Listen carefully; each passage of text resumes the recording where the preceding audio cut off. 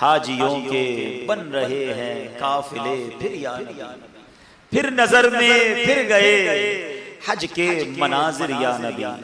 آہ میرا کیا بنے گا گر نہ حج پر جا سکا، میرا حال دل تو ہے سب تم پہ ظاہر یا نبی۔ حاجیوں کے بن رہے ہیں قافلے پھر یا نبی، پھر نظر میں پھر گئے حج کے مناظر یا نبی۔ کئی خوش نصیب ہیں جنہوں نے حج کے فارم جمع کرا دیے، کئی تیاریاں کر رہے ہیں، مگر کروڑوں وہ ہیں جو فقط تڑپ رہے ہیں۔ ان کی دل میں یادیں ہیں، کسی کے پاس اسباب نہیں ہیں، کوئی سوچتا ہے کہ میں کیسے حج کو جاؤں گا۔ ایک بات یاد رکھیے گا، یہ ضروری نہیں ہے کہ آپ کے پاس پیسے ہوں گے تبھی آپ مکے مدینے جا سکتے ہیں، یہ بھول ہے۔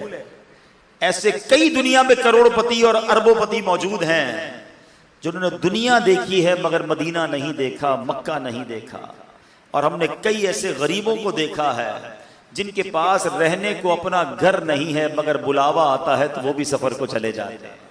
کہاں کا منصب، کہاں کی دولت، قسم خدا کی یہ ہے حقیقت، جنہیں بلایا ہے مصطفیٰ نے وہی مدینے کو جا رہے ہیں، جنہیں بلایا ہے مصطفیٰ نے وہی مدینے کو جا رہے ہیں۔ یہ کیسی بلاوے کی بات ہے، یہ حج کا جو بلاوا ہے نا یہ نصیب والوں کو ملتا ہے۔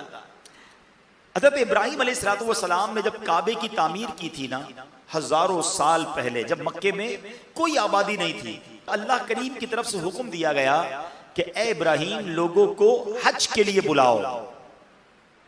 تو آپ نے کہا یا اللہ یہاں تو کوئی ہے ہی نہیں، میری آواز کیسے لوگوں تک پہنچے گی؟ ارشاد ہوا اے ابراہیم تمہارا کام جو ہے آواز لگانا ہے، ہمارا کام اسے پہنچانا ہے۔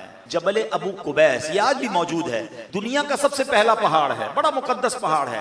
حضرت ابراہیم اس پہاڑ پر چڑھ گئے اور آپ نے آواز لگائی اے لوگو اللہ کے گھر کے حج کے لیے آؤ۔ سبحان اللہ، کوئی انٹرنیٹ نہیں تھا، کوئی سیٹلائٹ نہیں تھی، مگر آپ کی آواز دنیا کے کونے کونے میں سنی گئی۔ اچھا صرف دنیا میں نہیں سنی گئی، عالم ارواح میں بھی سنی گئی۔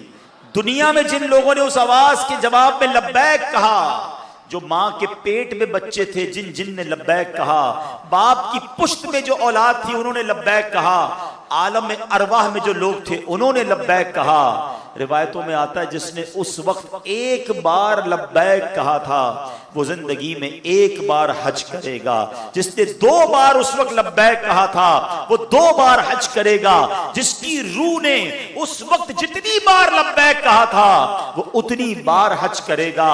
اے حاجیوں تمہیں مبارک ہو، ہزاروں سال پہلے تمہاری روح نے حضرت ابراہیم کی آواز پر لبیک کہا تھا۔